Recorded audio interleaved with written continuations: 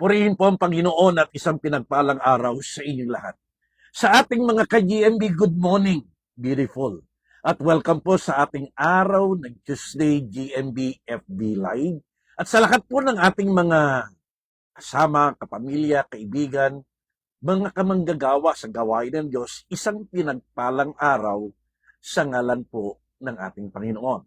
So bago po tayo magpasimula, give honor to those whom honor is due. Una tigit sa lahat, sa Diyos ang pinakamataas na papuri sa ating pong 7 last word ng mga speaker last Sunday. Sa lahat ng ating mga youth and young pro na tumayo at ginamit ng Panginoon para sa ating 7 last word, salute. Maraming salamat po sa inyo lahat. At siyempre sa lahat po na nagbigay ng tanging bilang, marami pong salamat. At sa lahat ng mga kapatirang umaten at sumuporta, marami pong salamat. Nais din po nating pasalamatan yung ating pong New Zealand Online Bible Study Group sa pangunguna po ni Ate Susan at ni Kuya Beth. Maraming pong salamat sa lahat ng mga umaten. Marami pong salamat at naway kayo patuloy na pagpalain ng Panginoon at maging daluyan ng pagpapala. At siyempre po, sa mga lingkod bayan at lingkod ng Diyos, sa ating Mayor Nancy Binay, sa ating Vice Mayor Kid Peña, sa ating Congressman Alden Almario, Congresswoman Monique Lagdameo, marami pong salamat. So ngayong umagang ito, ihanda na po natin ang ating mga sarili sapagkat tatalakayin po natin ang isang paksang napakahalaga na taon-taon sineselebrate, kinocommemorate po natin. At ito po yung tinatawag nating the resurrection power. Ang kapangyarihan ng muling pagkabuhay ng ating Panginoong Hesus. From dead end to divine destiny. Ang sabi po ng Philippians 3:10, that I may know Him and the power of His resurrection. Paul, the greatest apostle of all time, ay nagsabi na nais niyang maranasan ang kapangyarihan ng muling pagkabuhay. Taon-taon nagkakaroon po tayo ng Resurrection Sunday celebration. Inaalala, kino-commemorate, sineselebrate. Pero tandaan po natin ito. Resurrection Sunday is not just meant to be celebrated. It is not just meant to be commemorated. It is meant to be experienced. Lahat tayo po sineselebrate. Lahat po tayo, inaalala natin yan. Pero ang pinakamalaking tanong, nararanasan ba natin ang kapangyarihan ng muling pagkabuhay ni Kristo? The power of resurrection. At ano ba yung tinatawag nating power of resurrection? Take note. Resurrection revives what's dead. Resurrection restores what's broken. And resurrection releases victory in every believer's life. Kaya't napakahalaga na talakayin po natin, unawain, ano ba ang tinataglay na kapangyarihan ng Resurrection Sunday. So sa lahat ng mga nanonood at nakikinig ngayon, level up. Do not be content of just being blessed. Always be a channel of God's blessing. And take note, note takers are world changers. Kung nais po natin talagang tayo'y patuloy na pinagpapala at maging daluyan ng pagpapala, wag ho tayong makontento na nakikinig, nanonood at nag-aaral. Be a channel of God's blessing by liking, commenting, following, and sharing this video. Marami po tayong mga kapamilya, kamag-anak, kaibigan, kababayan, lalo na po yung naroon ngayon sa Middle East na tinatamaan at naapektuhan po ng tinatawag po nating gera. Malaking bagay na makapakinig sila ng salita ng Diyos. Kaya sa lahat po ng ating mga nakikinig, nanonood kasama ngayon, level up.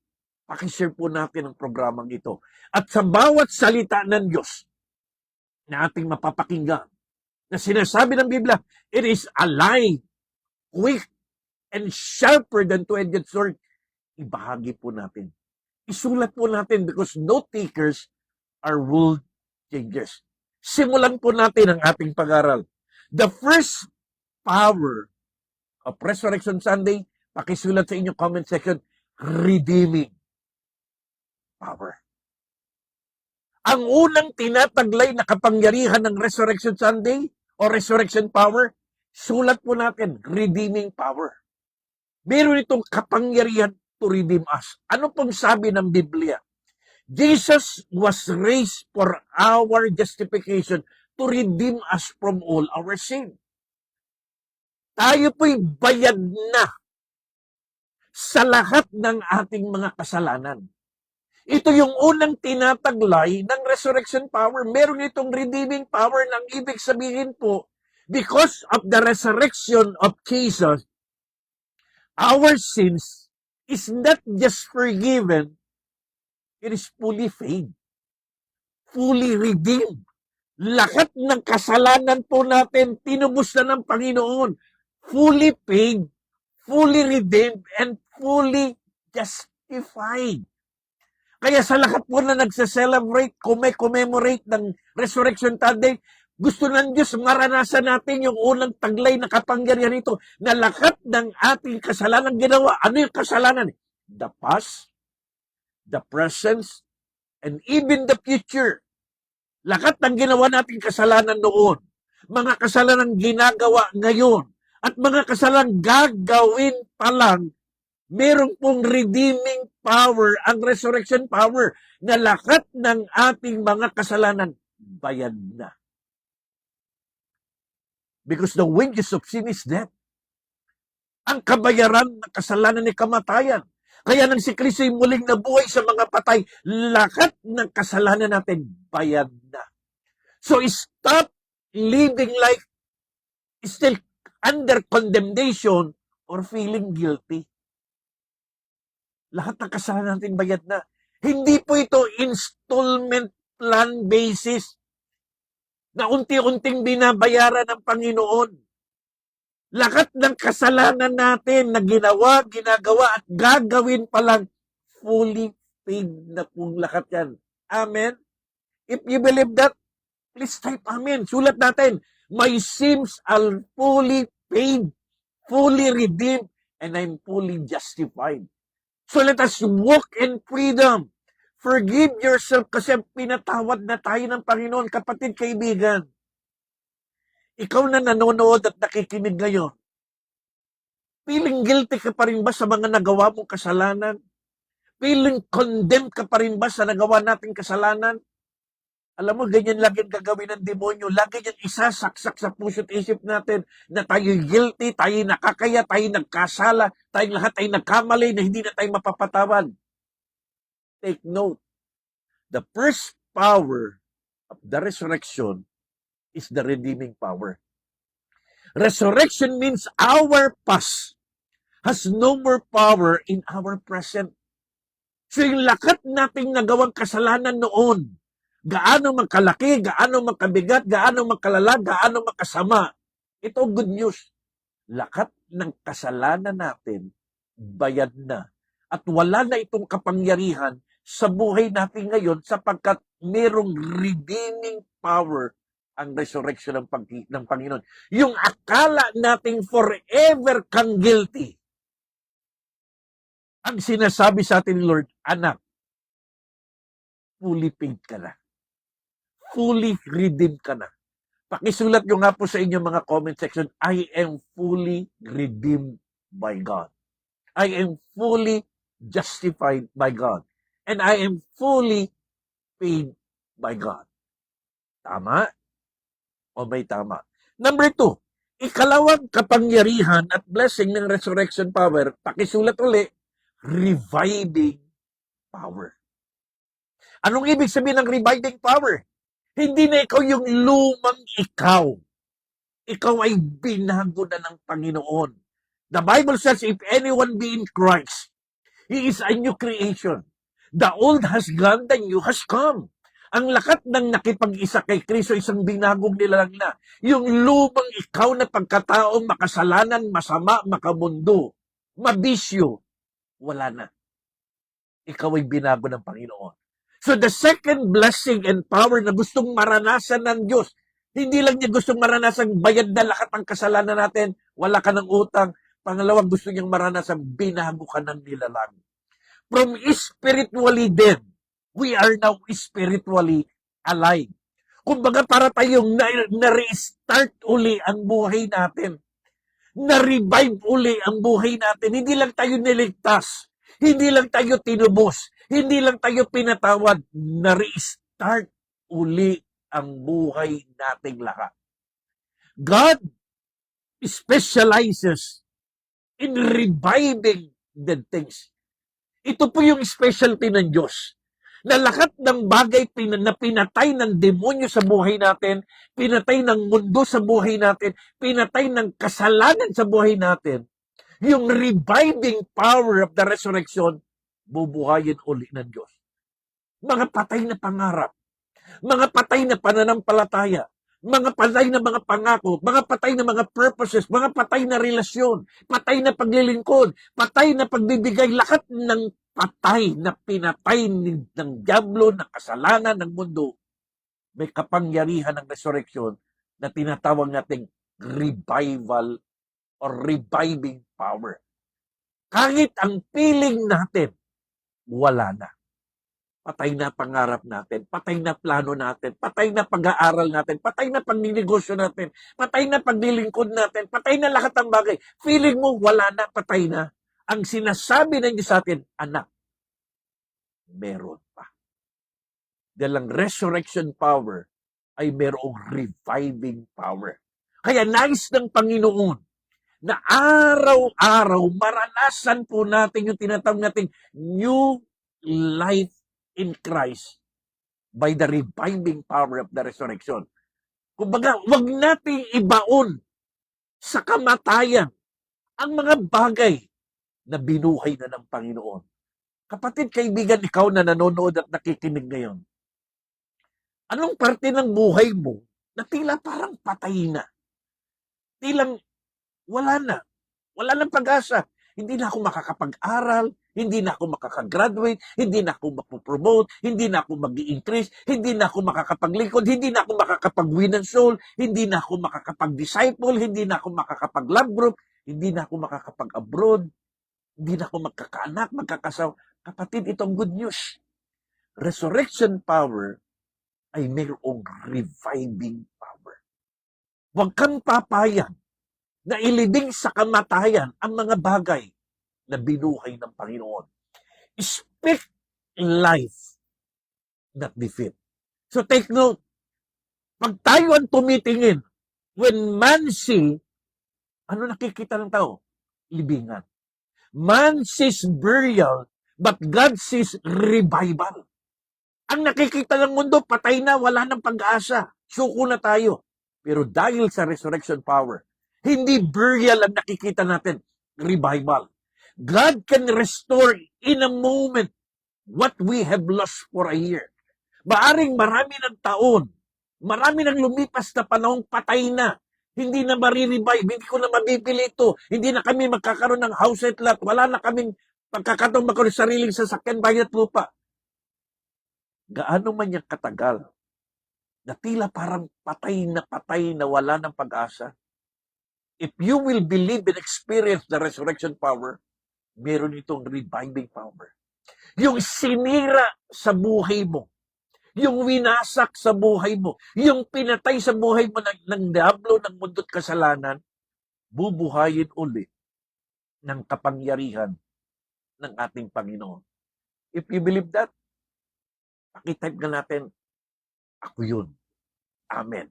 Yung akala nating tapos na ang istorya ng buhay mo, kapatid, kay Lord, yun pala ang climax ng buhay mo. So sa ating pagwawakas, paalala lamang, the first two power of the resurrection, redeeming power. Bayad na ang lakat ng ating mga kasalanan. Fully paid, fully redeemed, fully justified. Hindi mo kailangan magkaroon na laging forever guilty ka. Forever condemned ka. Forever nahihiya ka. Pinatawad ka na ng Diyos. And number two, reviving power. Hindi ka na yung lumang ikaw na makasalanan, lumang ikaw na makamundo, lumang ikaw na talunan. Binago ka na ng ating Panginoon. So para sa ating wise up, tandaan po natin ito. Resurrection power from dead end to divine destiny. Resurrection power is strongest when you feel the weakest. Kapag tayo hinang-hinang-hinana, bagsak, nagbagsak na, walang-wala na tayo, doon mo higit na mararanasan ang kapangyarihan ng kanyang muling pagkabuhay. Again, when we feel the weakest, resurrection power is the strongest. Kapatid, kaibigan, down ka na ba ngayon? Bagsak ka na ba ngayon? Sukong-suko ka na, walang-wala ka na. Tandaan natin ito. If Jesus rose again from the dead, our situation can rise again too. Kung nagawa ni Kristong mabuhay mula sa mga patay, anumang patay na sitwasyon meron ka ngayon, gaano man yung kabigat at katagal, kayang-kaya ka muling buhayin ng Panginoon. Resurrection is not just proof that Jesus is alive, but resurrection is the proof that our situation can change. Kapatid, kaibigan, nais mo bang maranasan ang kapangyarihan ng kanyang muling pagkabuhay? Gusto mo bang maranasan yung tinatawag nating redeeming power? Na hanggang ngayon kinukonsensya ka ng mga kasalanang nagawa natin, mga kasalanang ginawa sa atin, na feeling guilty, feeling condemned. Gusto mo bang maranasan ang tunay na pagpapatawad ng Diyos? Nais mo bang maranasan yung maging isang binagong nilalang na hindi na ikaw yung lumang ikaw na makamundo, makasalanan, na talagang ikaw ay baon na baon sa pagkakasala na parang hindi ka na magbabago at hindi mo kayang magbago? Kapatid, sa umagang ito, at hindi mo subukang isuko ang buhay mo kay Kristo? Ba't hindi mo subukang tanggapin si Kristo? Sabihin mo lang, Panginoong Hesus, patawad po sa lahat ng aking mga pagkakasala.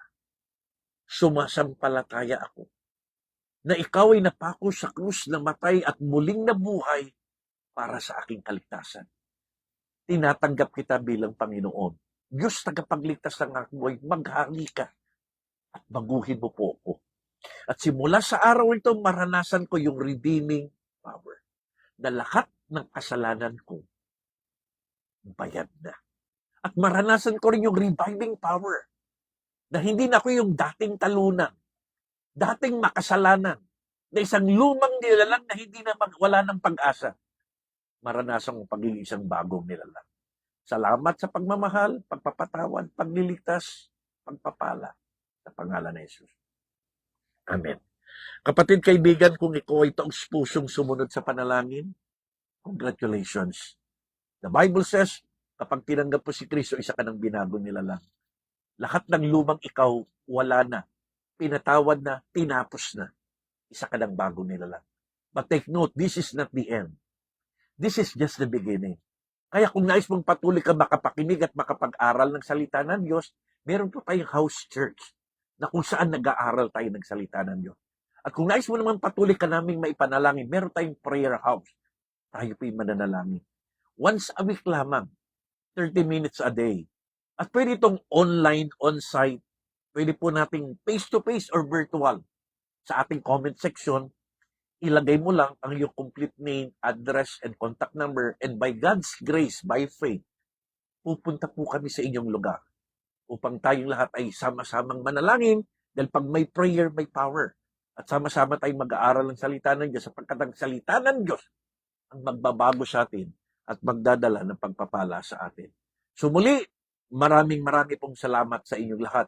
At patuloy po sa ating pagwawakas, nais ko pong batiin ang lahat ng mga celebrant ngayong month of April. Una tigit sa lahat, happy birthday po kay Ate Gladys Talavera. Ate Gladys, happy birthday po. Isa po natin sa kamanggagawa, supporter ng ating church. Isa sa aking mga tinatawag na covenant partner in mission. Ate Gladys, happy birthday. At siyempre po, happy birthday din kay Ate Lilit mula sa Team Montalban. Ate Lilit, happy birthday. Happy birthday din po kay Ate Ana Ate Ana Bunao na umaattend po ng ating OBS sa New Zealand. Happy birthday kay Ate Arlene May Obordo mula sa Team Las Piñas na aking ikinasal. At siyempre po, happy birthday kay Ate Hazel. Ate Hazel, happy birthday po. At siyempre po, happy birthday din kay Junoa May Cepeda. Ang ate pong isang pinagpalang anointed na manggagawa ni Ate Noah, happy birthday po. At siyempre, ngayong 13, happy birthday kay Ate LB Narvaez.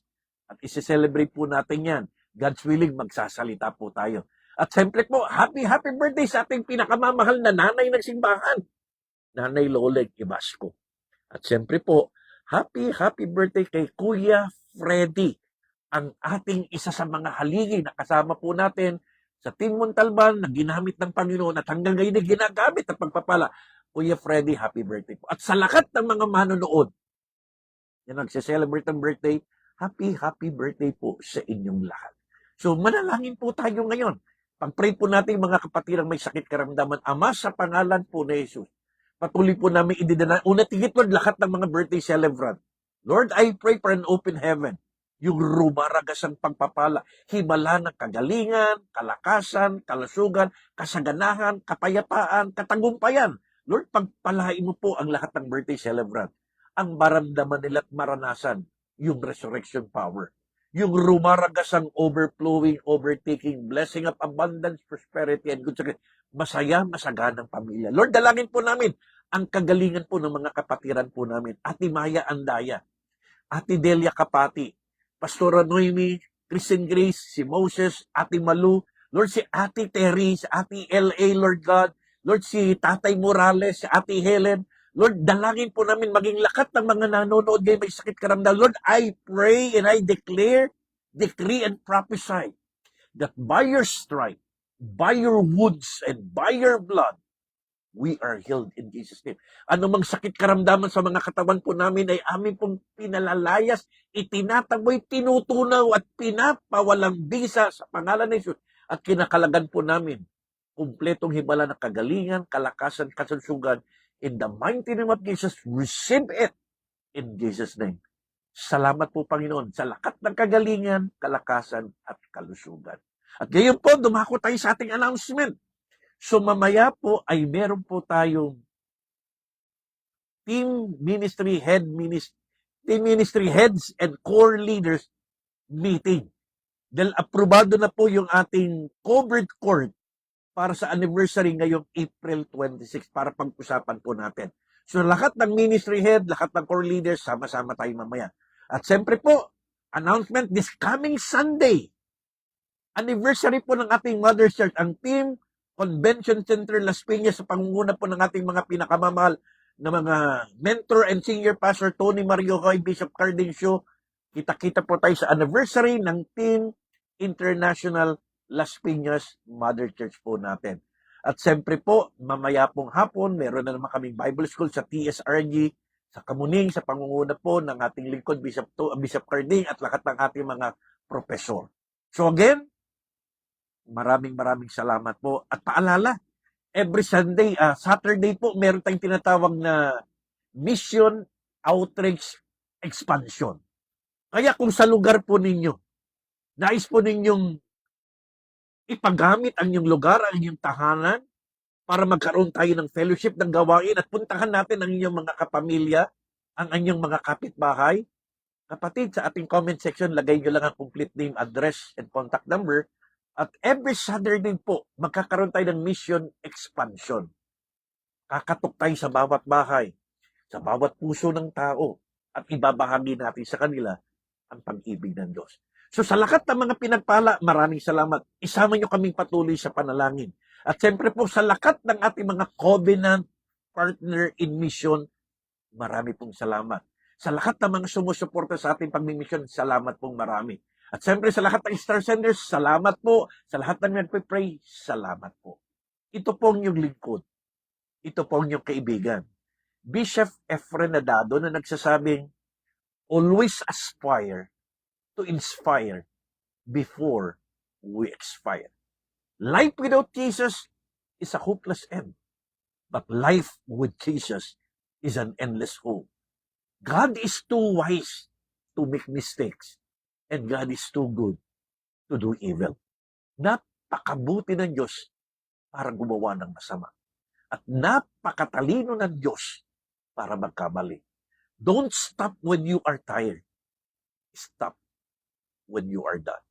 Muli, maraming salamat po. Sa ngalan po ng Team JTC Makati Church, Team JTC Montalban, Team JTC Pampanga, Team JTC New Zealand and Japan, ito pong yung kaibigan, ang yung senior pastor, Bishop Efren na nagsasabing, God bless you all. Shalom.